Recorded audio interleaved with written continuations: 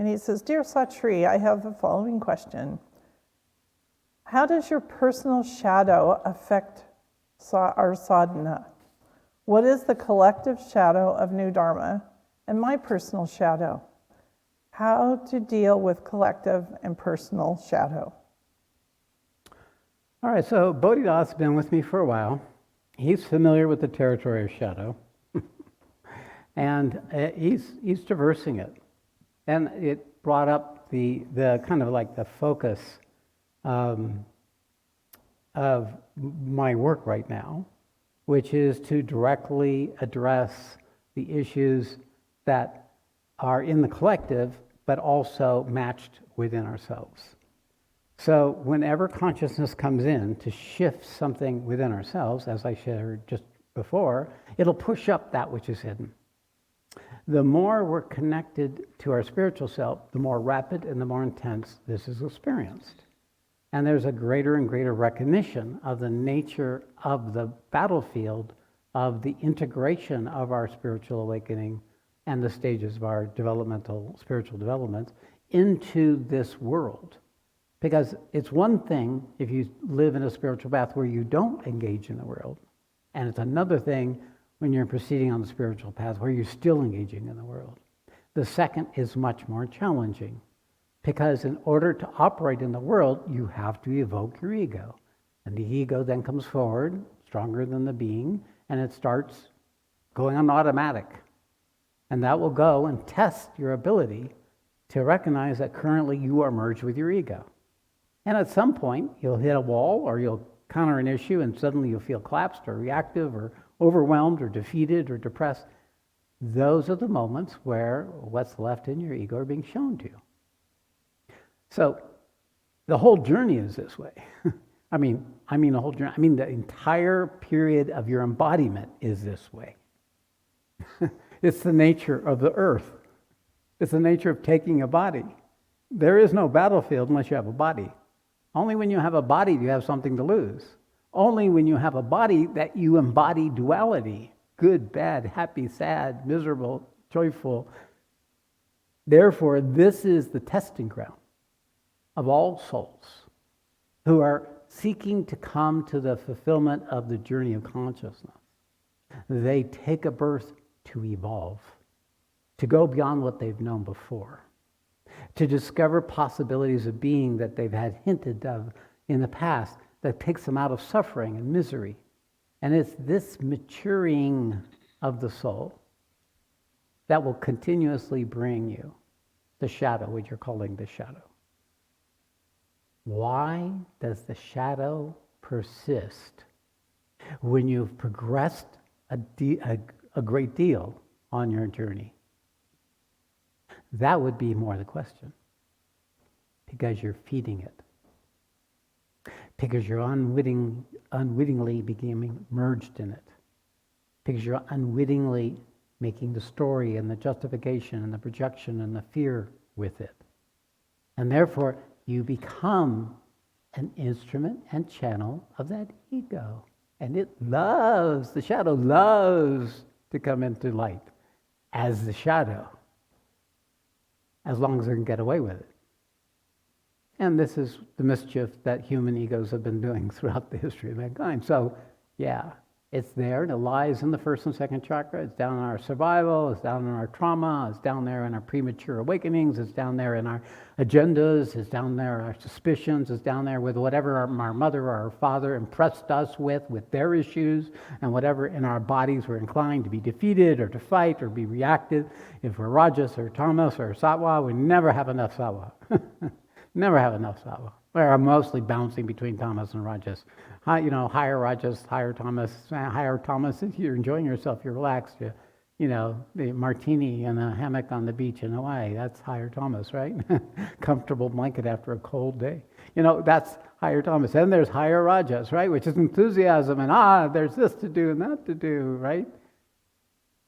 All of these are valid and true expressions of ego, and they all get enhanced one way or another when the shadow parts, the part we've not met, the part that's committed to its self-diminishment, the part that uses shame and defeat as a power position, to be resentful, to diminish any responsibility, to project outward for why things aren't going right, or to seek outward for help that even when the help comes, it's not able to be received.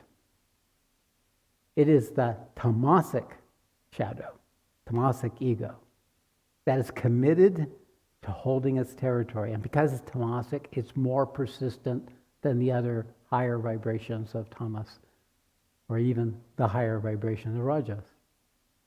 The only thing that can defeat these parts of us is a highly developed, discerning intelligence that chooses to meet it and to not give it its voice or take you over. See, the path at first is surrender to that which brings you out, not surrender also to that which takes you back down.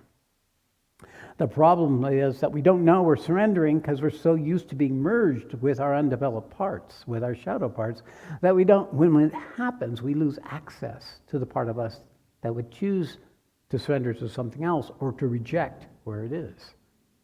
This is the battlefield. And it doesn't even occur until you wake up enough from your ego to know that there's a battle going on. And then having the alertness, having the connection to your higher self on such a regular basis that it's harder to lose yourself when these things come in, or therefore not lose yourself as much when they overtake you. To pull back from the place you go because you know where it's going.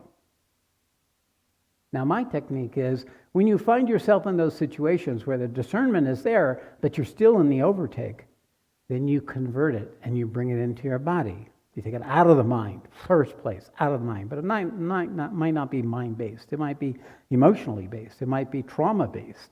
Therefore, you have to go into each part of your body. Go into your heart. Experience where you are in your heart. Go into your gut. Go into your lower chakras like Anandi was trying to do. And see if you can meet what's there. And you'll meet the need to be confirmed. You'll feel the anguish of not being confirmed.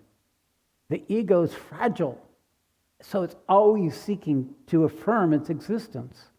It's trying to be good, or it's trying to be noticed, or it'll be bad. It'll go use or bad, or manipulate, or lie, or cheat, or whatever in order to get being recognized. But there comes to a stage where that loses its authority over us because we grow up. We recognize that these parts are parts of our younger self, our immature parts. And then we begin to meet them from the underlying trauma that had them come into place. But we also then have to meet the part of us that's still seduced by that part of ourselves, that gets overtaken by our child's cry, or its demand and insistence, its righteousness and its willfulness. So, Bodhidharma, there is nothing new here with Dharma or you or me or anyone. It just is the continuing expression of the unfolding development of the possibility of consciousness and matter. In this particular time, it's because the ignorance is so vastly indulged at this point. The error is so vastly indulged and bought and seduced that we don't even know it's an ego. We think it's true. What? They didn't deliver it in 2 days? Who is this? With this Amazon? Let's write a complaint, right? Or if they don't listen to the entire litany of the ways you want your coffee drink at your favorite cafe, why don't you get it? Are you stupid or something? You've got to recognize these pieces of us are the territory that's well in the control of our programming, our conditioning. And you got to find these. Now, the nature, I'm an example. Nobody wants to take on the collective error. Nobody. This isn't a person doing this. Person rather fly model airplanes and have days off. No, this is something else doing this. For such am I am myself, and all those who join me. We're continuously in a process of meeting the shadow in ourselves and others that we work with, and in the collective, and finding the match. And some of these can be, truly challenging at the level of whatever you still in your personality hold valuable or unwittingly making important. Part of this is the degree of control of where we put our attention. How much, of course, our ego is going to determine where our attention goes. But our awakened being can have a say of where our attention goes. And we can attend to that which serves the divine unfolding, divine manifestation, empowering that through our attention, and then reject that which defeats or overtakes. But the rejection doesn't come easy. You can't suppress. You have to know what it is that's there, like the Chinese proverb, know your enemy. You have to know what it is enough to have authority to recognize, because it's still a piece of you that you haven't yet owned that's keeping this in place. So it is the uniqueness of this path, because the whole questioning of your assumptions is with me. It's with such me. Is, okay, this is arising. What is my reaction? What is my responsibility? How do I manage this? And in time, I become more and more skillful. But the depth of the darkness that is currently in the collective consciousness, the Ashuric and demonic forces that are very well established in this country, for example, it's endless what's coming. So how do you handle it? So in a way, you could say that living life is allowing you to even know there's a shadow as an awakened spiritual being. Because as a human being, you're just going to meet different variations. Sometimes the shadow's darker. Sometimes it thinks it's positive. It's wonderful. It's the exact right thing to do. It's its cause. We should defeat this democracy. It's bullshit. That really, I could do it, or Donald Trump could do it. It goes any which way. It'll find a purpose around the shadow. Because that principle of darkness has an agreement among human beings. It doesn't exist without human beings. Therefore, that is what has to be transformed. And when we swim in these waters, sometimes we're in the darks, and sometimes we're in the light, sometimes we're in the middle zones. Every life has its phase.